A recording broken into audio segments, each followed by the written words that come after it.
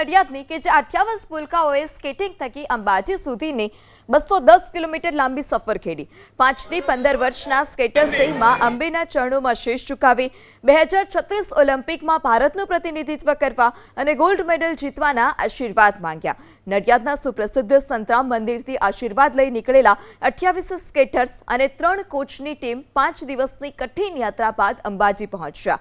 રસ્તામાં આવતા પહાડી વિસ્તારો અને કાળઝાળ ગરમી જેવા પડકારોને પાર કરી બાળકો ત્યાં પહોંચ્યા। બાળકોના ચહેરા પર થાકને બદલે માં અંબાના દર્શનનો ઉત્સાહ સ્પષ્ટપણે જોવા મળ્યો। અંબાજી મંદિરના પ્રાંગણમાં બાળકોએ સ્કેટિંગના અદ્ભુત કરતબો પણ કર્યા।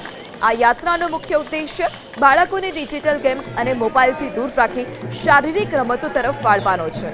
આ બાળકો હવે માત્ર ગુજરાત જ નહીં પરંતુ વિદેશમાં પણ સ્કેટિંગ દ્વારા યાત્રા કરવા અને દેશનું નામ વૈશ્વિક સ્તરે રોશન કરવાનું સપનું જોઈ રહ્યા છે।